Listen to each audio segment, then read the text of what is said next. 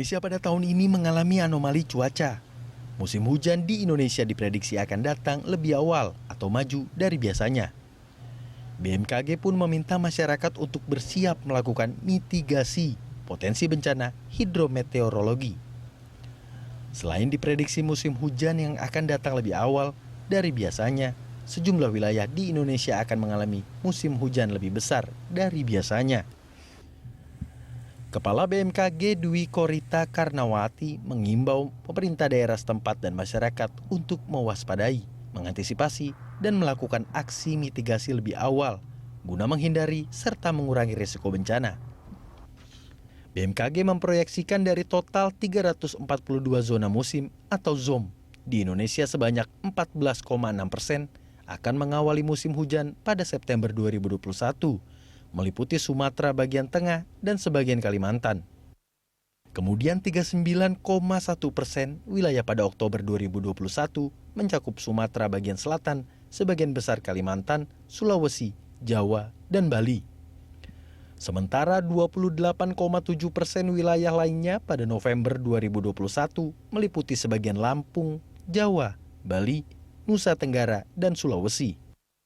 Puncak musim hujan periode 2021-2022, BMKG memperkirakan terjadi pada Januari dan Februari 2022. Hal ini perlu menjadi perhatian bersama, terutama di wilayah-wilayah rawan banjir, tanah longsor, dan tanah bergerak, seiring intensitas curah hujan yang akan terus semakin meninggi.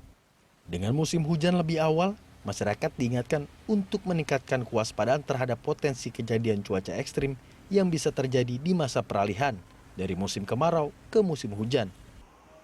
Masa peralihan dari musim kemarau ke musim hujan ini berupa hujan es, hujan lebat, disertai kilat dan petir hingga angin puting beliung. Sebab tidak hanya bencana, perubahan cuaca yang tidak menentu bisa membuat imunitas seseorang melemah sehingga menjadi rentan terkena penyakit. Apalagi situasi Indonesia saat ini belum lepas sepenuhnya dari pandemi COVID-19. Beberapa waktu lalu, hujan deras mengakibatkan bencana banjir bandang di beberapa wilayah, seperti di Ngada, Nusa Tenggara Timur, dan kota Samarinda, Kalimantan Timur.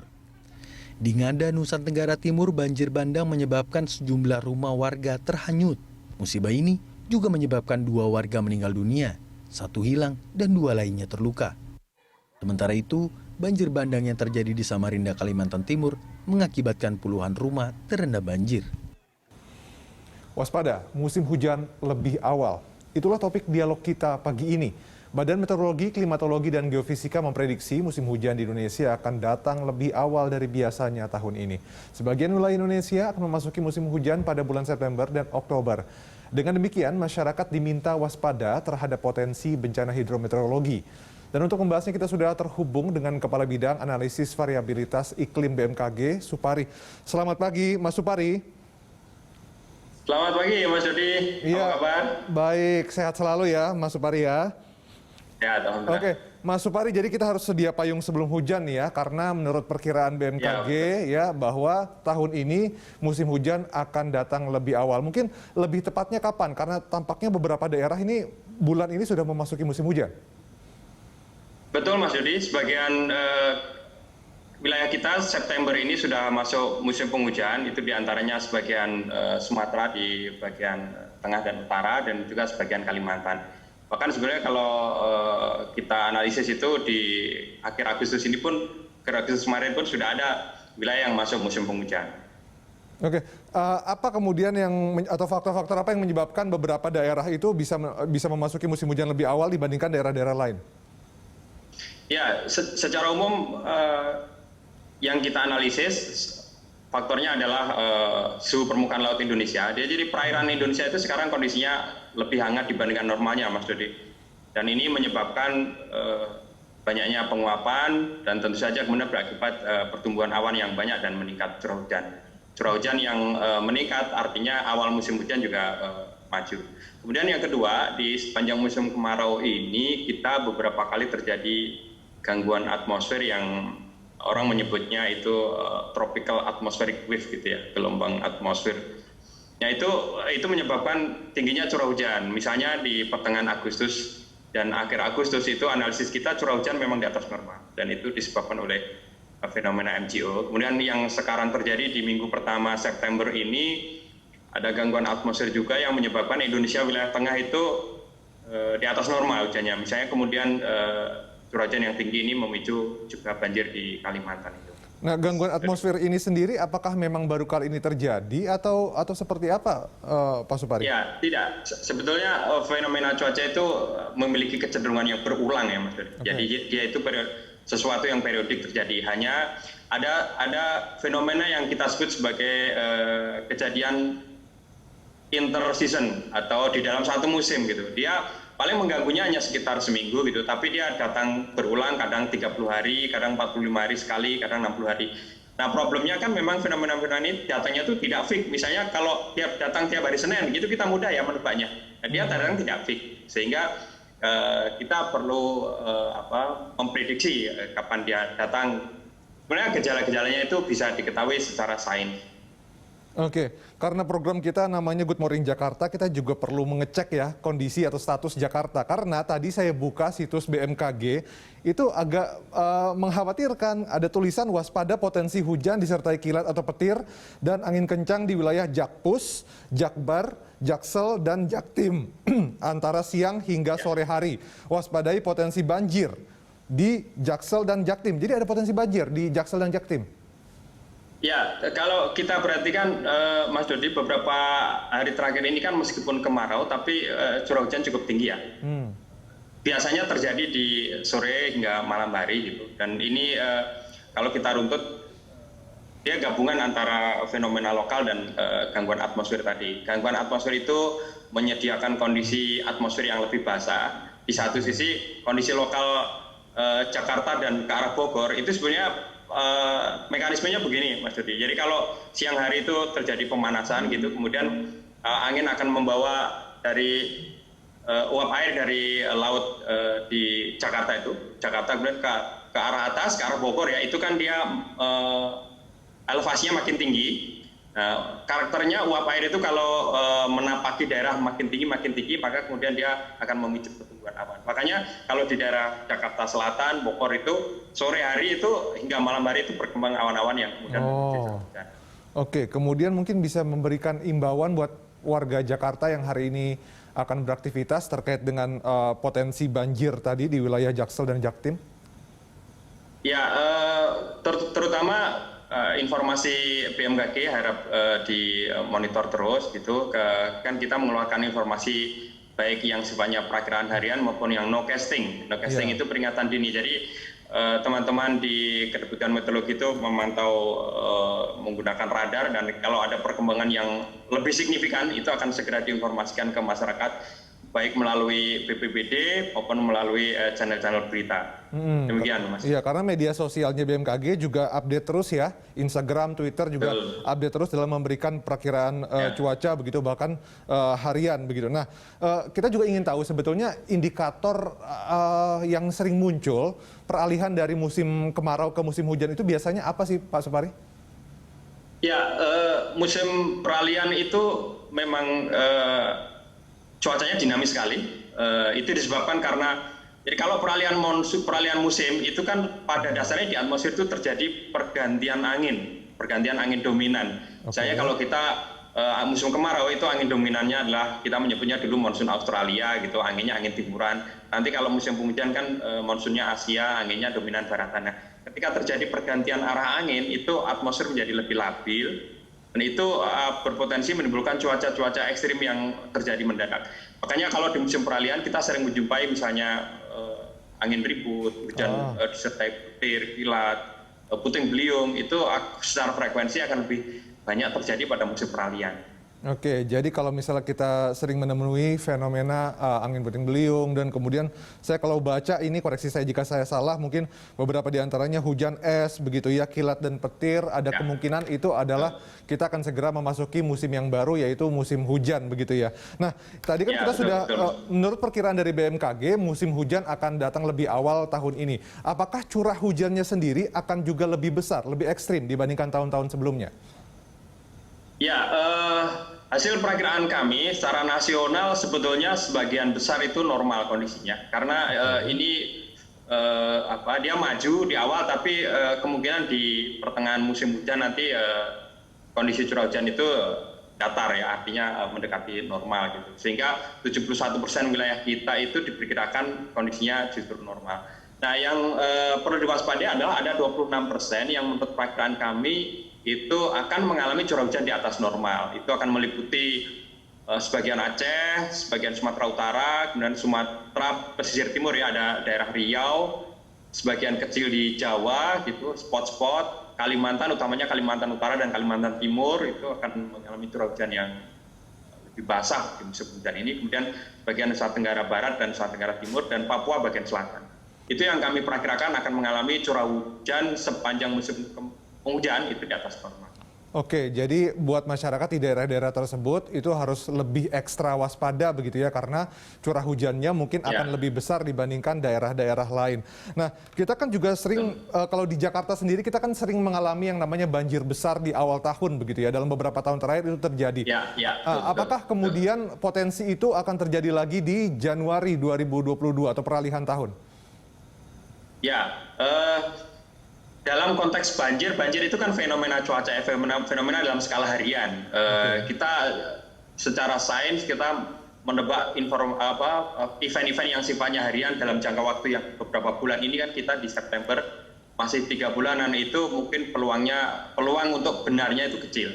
Tapi secara umum memang ada kemungkinan di Desember Januari itu curah hujan di atas normal di Jawa bagian barat, sehingga itu menunjukkan kewaspadaan. Kemudian nanti kita akan, kalau di sepanjang mendekati Januari, tentu monitor harian itu yang akan lebih penting, karena fenomena banjir itu fenomena cuaca yang skalanya harian. Oke. Tadi Anda menyebutkan bahwa mungkin di awal-awal seperti di bulan September atau Oktober ini akan cenderung naik, tapi kemudian setelah itu akan datar ya di pertengahan musim hujan. Nah, puncaknya sendiri, puncak musim hujan itu kapan, Pak Supari? Sebagian besar akan jatuh di Januari Februari, Mas Dodi.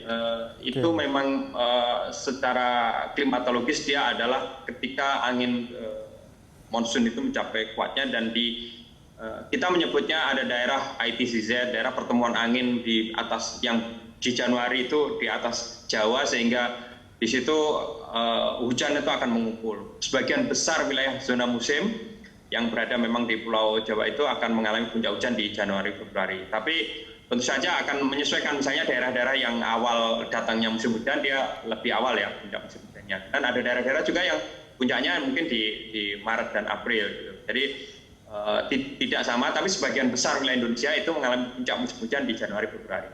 Oke, jadi sebagian besar wilayah Indonesia itu Januari dan Februari akan mengalami puncak, tapi kemudian ada beberapa juga yang mungkin bergeser ke Maret atau April. Nah, kalau misalnya daerah-daerah tertentu begitu mengalami musim hujan lebih awal, apakah lantas kemudian musim hujannya di daerah-daerah tersebut juga akan pergi lebih awal?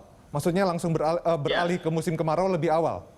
Ya, ini menarik pertanyaannya. Memang secara logisnya begitu ya. Jadi kalau dia datangnya lebih awal, nanti akhirnya juga akan lebih awal. Tapi awal musim dan akhir musim itu dipengaruhi oleh faktor yang dinamis yang berlaku saat itu. Sekarang yang terjadi adalah karena suhu muka laut hangat, kemudian ada gangguan atmosfer tadi yang disebutkan, kemudian dari Samudra Hindia itu ada fenomena IOD negatif yang sempat beberapa kali nilainya melewati threshold, itu menyebabkan awal musim di sebagian daerah maju. Tapi di akhir musim seperti apa, kita kan belum tahu nanti akhirnya gitu. Karena nanti itu akan dipengaruhi oleh kondisi dinamika atmosfer pada saat itu. Jadi kira-kira kan sekitar April Mei itu ya, pergantian musim lagi. Nah, itu nanti kondisinya seperti apa, itu yang kita belum. Tetapi secara umum sekarang itu diperkirakan kan di April Mei itu kondisinya normal. Karena ini kan Mas, di akhir tahun ini kan ada kecenderungan atau ada tren kemungkinan hadirnya La Nina kembali. Jadi La Nina tahun lalu kita di akhir tahun itu terjadi La Nina dan berakhir di bulan Maret. Nah, tahun ini tuh ada potensi. Kita masih monitor gitu. Sampai sekarang itu belum melewati threshold sebetulnya nilai suhu muka laut di Samudra Pasifik yang menjadi indikator pemantauan gitu. Tapi memang ada kecenderungan terus menurun gitu. Nanti kalau memang dia sudah melewati threshold kemudian dideklar terjadi La Nina, diperkirakan itu hanya sampai awal tahun, katakanlah sampai tahun kemarin misalnya sampai di Maret. Nah, kalau akhir musimnya di April Mei kondisi sudah normal, mungkin tidak ada gejala musim maju. Atau kalau La Ninanya berlanjut sampai pertengahan tahun, malah bisa jadi musim hujannya mundur, bukan maju. Jadi tidak selalu awal musim hujannya maju, kemudian akhirnya juga maju. Akan ditentukan oleh dinamika kondisi laut dan atmosfer pada saat itu. Oke, jadi ini kita sangat berpotensi untuk dipengaruhi oleh La Nina lagi untuk tahun ini ya, Pak Supari ya. Dan artinya kondisi atmosfer di saat ini dengan kondisi atmosfer nanti di bulan April atau Mei itu bisa sangat berbeda begitu? Betul. Jadi itulah pentingnya monitoring. Jadi kami melakukan updating status itu setiap 10 hari sekali gitu. Dan ini karena kita melakukan analisis sendiri termasuk yang paling sering dibandingkan misalnya kalau Australia itu melakukan updating status El Nino La Nina atau status netral itu dua kali dalam sebulan. Negara lain melakukan sekali sebulan, kami melakukannya 3 kali dalam sebulan untuk melakukan update supaya informasi itu lebih cepat kita ketahui. Baik, Pak Supari, kita akan lanjutkan pembahasan di segmen berikutnya. Pemirsa tetaplah bersama kami di Good Morning Jakarta.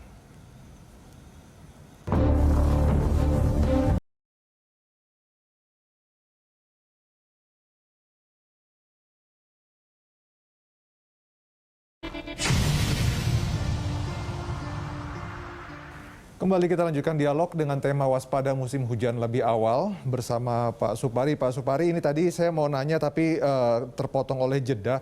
Tadi kan Anda menyebutkan bahwa bisa saja daerah-daerah yang musim hujannya tiba lebih awal, tapi kemudian juga bisa endingnya itu sama dengan daerah-daerah lain gitu. Artinya ada potensi daerah-daerah yang hujannya lebih awal, itu durasi musim hujannya lebih panjang, begitu Pak Supari?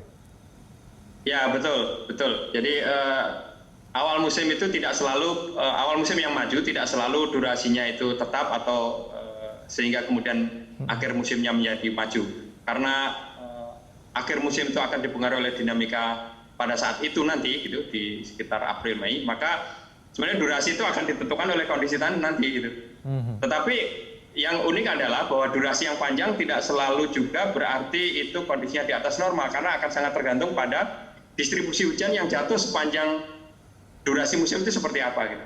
Yang kita perkirakan ini kita adalah akumulasi sepanjang musim itu, misalnya tadi kita menyebut ada yang di atas normal. Nah, tapi distribusi jatuhnya sepanjang durasi itu update bulanan itu yang akan lebih menentukan. Oke, durasi rata-rata untuk musim hujan biasanya berapa lama, Pak Supari?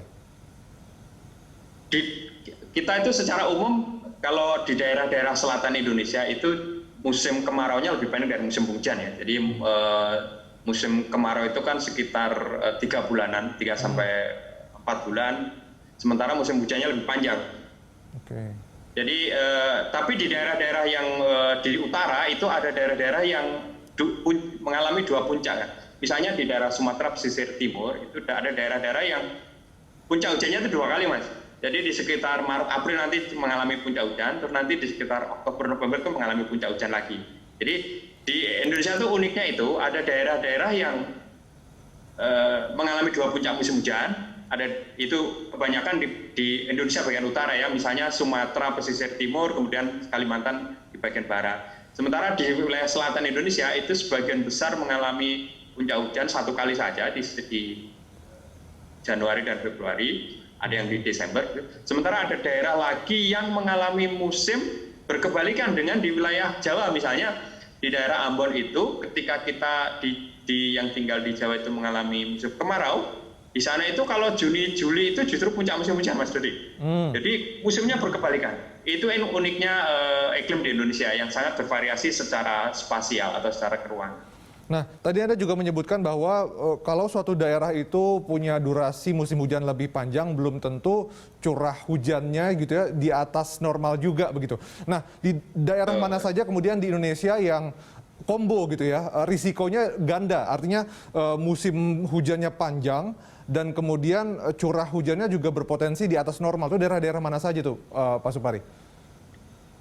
Terutama yang ini ya, yang daerah-daerah Kalimantan ini yang memang dia curah hujan secara umum kan curah hujan tahunannya tinggi. Di Kalimantan Timur, Kalimantan Utara itu curah hujan tahunannya tinggi, sehingga ketika musim hujan durasinya bertambah, maka jumlah curah hujan yang turun itu juga bertambah. Beda dengan di daerah di Jawa itu curah hujan umumnya tidak terlalu tinggi, apalagi semakin ke timur. Kalau meskipun tadi kita menyebutkan di daerah Bali, Nusa Tenggara, dan Nusa Tenggara Timur itu juga ada daerah yang diperkirakan di atas normal ya, tapi dia memang jumlah curah hujan tahunannya itu tidak sebesar daerah-daerah Kalimantan, sehingga risikonya tidak sama. Kalau ada daerah-daerah seperti Anda bilang tadi di Kalimantan begitu ya, yang memang curah hujannya cukup tinggi dan kemudian durasi musim hujan juga panjang, ini apakah kemudian pemerintah setempat begitu sudah memang selalu ada koordinasi dari BMKG kepada pemerintah-pemerintah provinsi atau pemerintah-pemerintah daerah terkait dengan kondisi tahunan atau mungkin bahkan bulanan?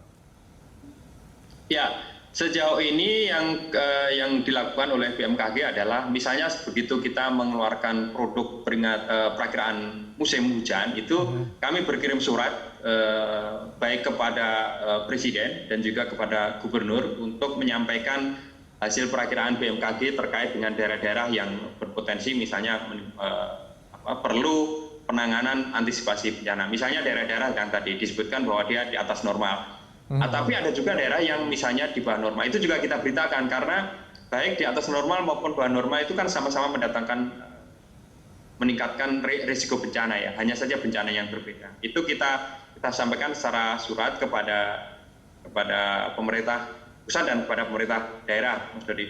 Yang kedua, kami memiliki forum yang disebut dengan Climate User Forum. Jadi forum para pengguna informasi iklim gitu. Kami menyampaikan di forum itu terkait dengan hasil perakiraan seperti ini. Jadi kami sampaikan daerah-daerah mana yang misalnya perlu diwaspadai. Demikian. Oke, dan klasifikasinya itu sendiri begitu apa dengan level atau dengan sangat berisiko, risiko sedang atau bagaimana biasanya? Secara umum kami menyampaikan karakteristik musim hujan yang akan datang, misalnya kayak tadi ya, kita bicara tentang awal musimnya akan datang lebih awal, atau misalnya bicara tentang sifat. Nanti level resiko itu akan memerlukan faktor lain. Kita kan perlu mengoverlay informasi cuaca dengan informasi permukaan, misalnya kondisi sungai bagaimana, misalnya kondisi lingkungan bagaimana. Jadi tidak serta-merta hujan itu berkorelasi dengan bencana kan, itu kan akan berinteraksi dengan faktor yang lain. Ya, jadi dihitung potensi bencana hidrometeorologinya begitu ya, di daerah-daerah tertentu mungkin permukaan tanahnya agak rawan apabila terjadi hujan yang sangat deras seperti itu. Nah, biasanya langkah-langkah antisipatif dan mitigasi seperti apa sih yang dilakukan oleh daerah-daerah terutama yang mungkin risiko kebencanaannya akibat musim hujan cukup tinggi? Ya, Mas Dodi, kalau kita bicara tentang mitigasi itu kan kita ada dua upaya ya, yang secara nasional itu yang diperkenalkan oleh BNPB itu ada dua. Yang pertama misalnya pembangunan infrastruktur atau sistem itu ditujukan kepada government ya, pemerintah. Kemudian yang kedua adalah peningkatan kemampuan menghadapi bencana, yang ini ditujukan lebih pada masyarakat. Kalau kita BMKG sebagai lembaga pemerintah, maka upayanya dalam konteks kebencanaan ini membangun sistem peringatan dini. Kita punya dua, sistem peringatan dini cuaca dan peringatan dini iklim dalam konteks cuaca dan iklim ya. Misalnya kalau yang sifatnya insidental kan cuaca yang dimonitor secara harian. Yang sifatnya iklim tadi, misalnya informasi ketika kita hasil prediksi kita menyatakan daerah itu akan menerima curah hujan, kita berikan curah hujan yang tinggi, maka kita berikan informasi. Pak Mas Dodi, kita setiap 10 hari itu mengeluarkan apa yang disebut dengan peringatan dini curah hujan tinggi. Jadi itu isinya adalah memberitahu kepada pemerintah daerah bahwa di kabupaten ini berpotensi menerima curah hujan tinggi selama 10 hari ke depan.